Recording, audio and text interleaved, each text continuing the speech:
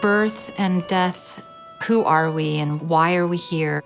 Those are the questions that have always plagued me. I'm always interested in new ways to portray that. I am a storyteller and I love stories. If something really touches me, I have to process it and get it out by doing a piece.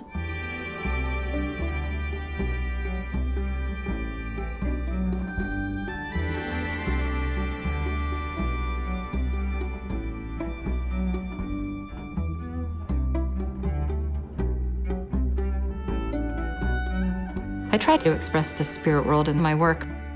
I believe that we're much more than our physical bodies. I'm an artist that works with glass, but I'm self-taught. And my pieces, they're not pristine. Most glass artists make work that looks like it's descended right from heaven. And my pieces are like outsider art. You can kind of see the fingerprints and the mistakes and, but I feel like that's my energy in there, and it's part of what makes my work me. Sometimes the whole piece can break apart when I take the heads off. The clay face on this piece has already been fired. Clay is not compatible with glass. A lot of people think I somehow have found a magical way to fire them together, but no. I make the heads first, and then I build my piece with warmed beeswax. Everything in wax is going to be cast glass. I made this piece because no matter how old they are, you always worry about your children. So you're always kind of carrying their weight with you, even though my children are kind of grown now. I don't think I'm ever going to stop. Oops. See, there goes an ear, which will have to be glued on later. I have a lot of children in my pieces. I think that they represent vulnerability. When I had my actual children, they were so entertaining that they were a source of ideas. And I'm still processing, even though it's 13 years later for the twins, 17 for Sophie. I think I'm still processing the fact that I'm somebody's mother. Wow. I had been working with ceramics. I started feeling like I just had worked myself into a corner with what I was doing. So I kind of went into a creative crisis. I took a glass casting class, and I knew nothing about glass except that I didn't like it because it was so shiny. Within about an hour of taking that workshop, I realized that glass can do everything that clay can, but it transmits light. It had so much potential.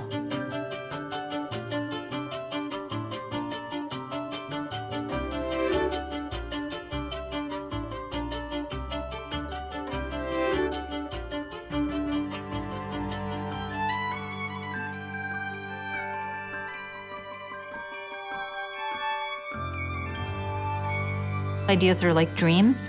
It's almost like there's energy in the piece and we're absorbing it.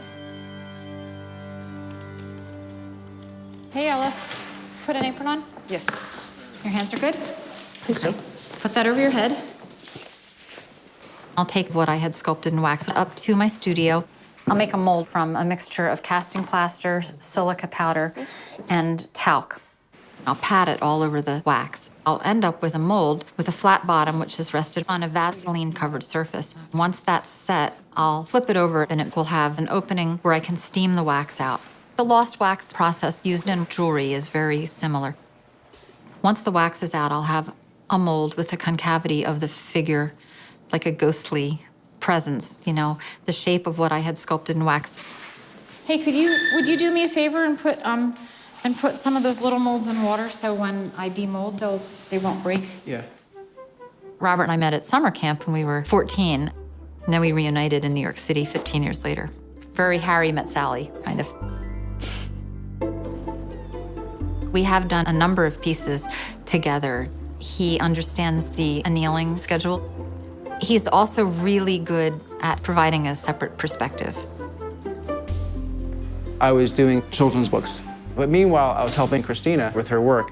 We can't help but be influenced by each other, and we definitely support each other tremendously.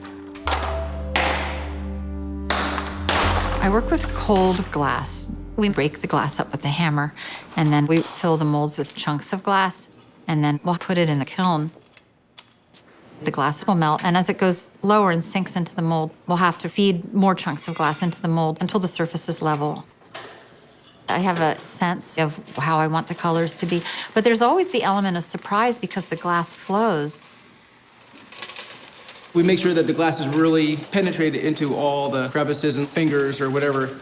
And then we drop the kiln quickly down to the annealing temperature. For this particular glass, it's 900 degrees. The jacket was smoking. Yeah, you gotta do it fast.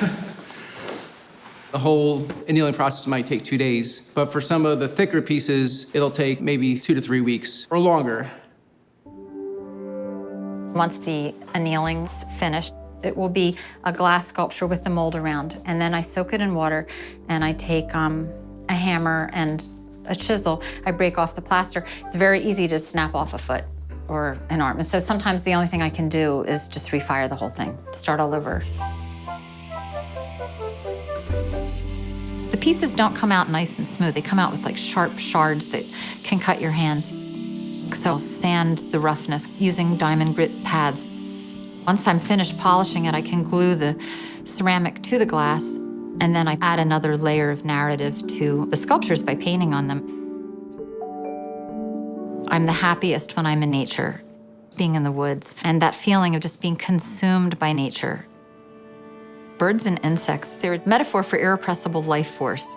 You can't control them or contain them. My work is very much about that feeling of being safe in nature and nurtured. We had lived in New York City for 7 years and came out here to visit a friend, and it was like I just was taken over by nature. Vegetables grew out of the ground, and there were blue herons and bald eagles, and I realized I had to. We found this little place, and it took about 2 years for the midnight panic attacks to subside because we moved out here without work, without friends, and it was just sort of nature. Now it's been over 20 years, and we have a really good system of friends, and it's beautiful. We have 8 cats, 2 dogs, a snake named Lucy, and a mean pet goose. That was our sweetest cat. I think our kids do think that we're different. Being out here in the middle of nowhere, I guess we might stand out a little bit. Oh, I love your daikon salad. We made a decision to no longer eat animals. So when I go shopping with my kids, they're like, Mom, look at your shopping cart, because it's all vegetables. She's like, it's embarrassing. I think they're equal parts embarrassed, mortified, but proud of us too, you know.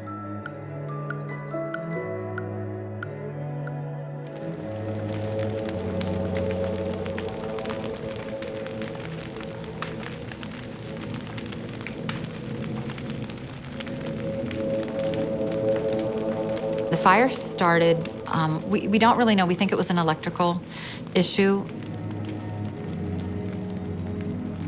The whole studio was gone, most of the trees, and then there was the fear that it was going to spread to the house and the barn.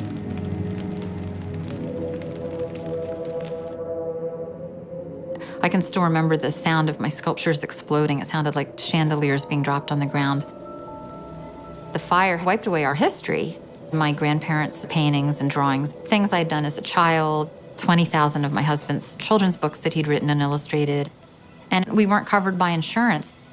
And then we got a call from the Craft Emergency Relief Fund for Artists. SURF called me up and they said, we want to send you a check. And I said, but I haven't applied. And they said, we don't care. I was able to keep working, which was wonderful. Cornelia? Hi. It's so nice to finally meet you. This is the studio that you helped build. Thank you so much for that grant. At SURF Plus, we help artists out when they have crises in their lives.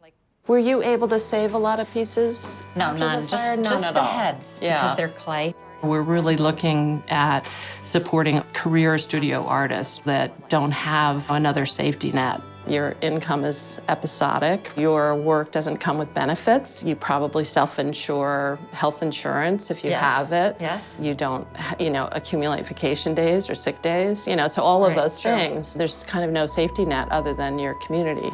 Here are a couple pieces that I have finished recently. I've just started exploring the idea of wall hanging pieces, so. We can't fix everything, but we make an important difference for the artists in the community.